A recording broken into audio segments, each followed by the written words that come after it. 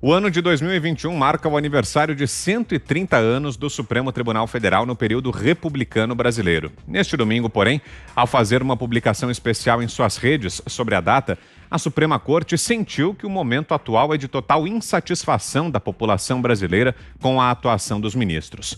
Na postagem, o perfil do STF promoveu a página especial criada para relembrar alguns fatos ocorridos ao longo das últimas 13 décadas que marcaram a história do Supremo, trazendo inclusive a fala de alguns membros da composição atual, como o presidente Luiz Fux.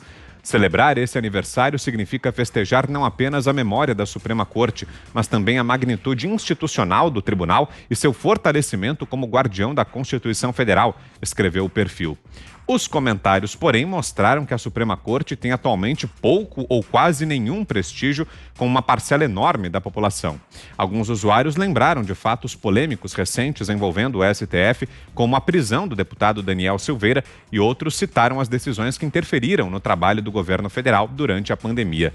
Tá aí, né, Ana? Eu lembro sempre daquilo que você fala aqui, né, sobre a postura da Suprema Corte aí nos Estados Unidos, a diferença em relação a isso que nós temos aqui no Brasil. Uma cena como essa jamais aconteceria aí nos Estados Unidos, né? O perfil da Suprema Corte não passaria por esse constrangimento por aí, né? Nem um pouco, Vitor, e tampouco os membros da Suprema Corte aqui têm redes sociais, perfis em redes sociais, ou ficam aí no YouTube ou no Zoom fazendo lives. A própria Suprema Corte recebe apenas de 90 a 100 casos por ano, só responde se é provocada. Até chegar na Suprema Corte, o caminho é longo, não existe desvio aí para você chegar na Suprema Corte. Agora, me deixa muito surpresa a palavra que foi usada aí, né, o fortalecimento da instituição. Infelizmente, o que nós temos visto nos últimos anos é o oposto, é o enfraquecimento dessa instituição em relação à opinião pública, uma instituição que é importantíssima na nossa composição como nação, uma instituição que deveria preservar, salvaguardar a nossa Constituição, o Estado democrático de direito. Então, quem sabe essa semana aí, até deixo a sugestão para o nosso Mago Binha, da gente colocar uma enquete aí no nosso portal do que o brasileiro pensa sobre a Suprema Corte, porque hoje está tudo muito óbvio, né? A interferência dos ministros e do judiciário em absolutamente todos os assuntos, não apenas pertinentes à esfera do executivo ou às casas legislativas, mas também assuntos que eles acham que eles foram eleitos e que eles respondem por uma vontade do povo. Não, eles não foram eleitos e eles não têm que interpretar a Constituição de acordo com o que eles acham que a sociedade quer. Eles têm que olhar e aplicar a nossa Constituição como ela está escrita, preto no branco. A gente precisa lembrar esses ministros o tempo todo que eles não são eleitos, não foram eleitos e não falam em nome da nossa sociedade. Eles estão lá como empregados do nosso país para aplicar a Constituição e apenas aplicar a Constituição, nada mais.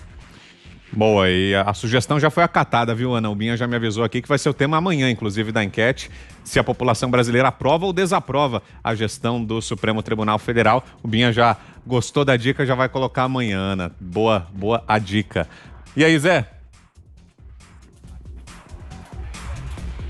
É uma instituição muito antiga, né? De 1891. Em 1930 ela foi confirmada com todas as suas competências e formação.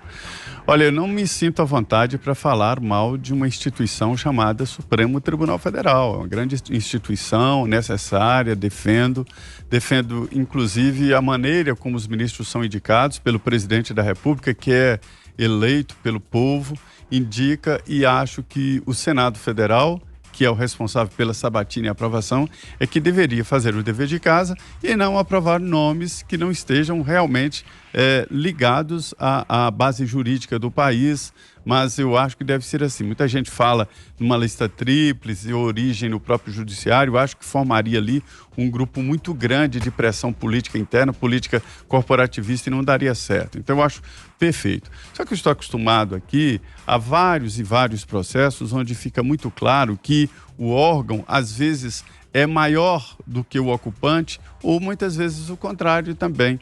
Conheço aqui pessoas que foram indicadas para ministérios pequenos e que se agigantou aqui com a pasta pequena, e ao contrário. Então, como Augusto Nunes fala aqui, ele tinha um amigo que namorava uma ministra do Supremo Tribunal Federal, e o amigo não viajava, não namorava com o Supremo, namorava com a ministra do Supremo Tribunal Federal, o que é totalmente diferente. Então, as críticas não são para o Supremo, as críticas são para alguns ministros do Supremo Tribunal Federal em pontos exclusivos, em alguns pontos, não no sentido de inviabilizar o órgão, inviabilizar a Constituição. Eu acho uma instituição respeitável, guardiã da Constituição. Não há democracia sem o judiciário. E o judiciário não tem, como muita gente pensa, o poder moderador. Não é a última palavra. Em democracia não existe última palavra, porque não existe um monarca absolutista. Quando o Supremo dá uma decisão, o processo se reinicia com a possibilidade do Congresso Nacional aprovar uma emenda, aprovar uma lei, e reinicia o debate até chegar de novo no Supremo Tribunal Federal. Então, eu acho que o que está em descrédito não é o Supremo é necessário, vai continuar como órgão centenário, mas sim o atual quadro de ministros que desagradam uns e desagradam outros. Para fecharmos, Fiuza. O STF chega aos 130 anos com evidente desvio de finalidade, né?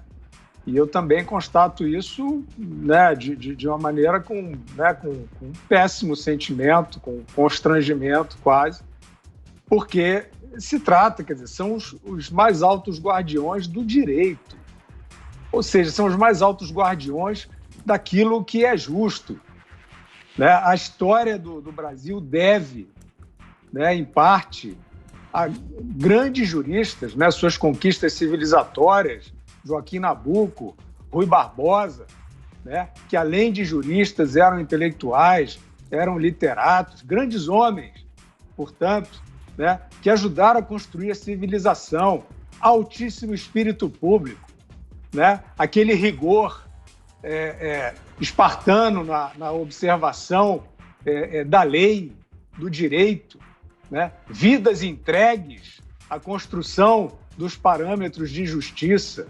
E você vê, de repente, isso que acontece hoje no Supremo Tribunal Federal. A gente acabou de ver o ministro Fachin. Eles falam pelos cotovelos, eles fazem lives, eles são fornecedores de manchetes contra o político A, o político B, em geral, o presidente, o governo federal. Então, isso é uma constatação melancólica e muito preocupante, mas eu também acho que a gente não deve aqui entrar num disco arranhado de demonização da instituição, né? A gente há que acreditar, que esperar, né, que o espírito desses grandes juristas que ajudaram a construir o país, a nação, ele está aí. Ele está aí para quem quiser seguir, para quem quiser entender, para quem quiser tomar juízo, já que a gente está falando de justiça, né? E colocar um pouquinho de espírito público na sua passagem existencial. É isso que está faltando. De fato, esta composição aí, né?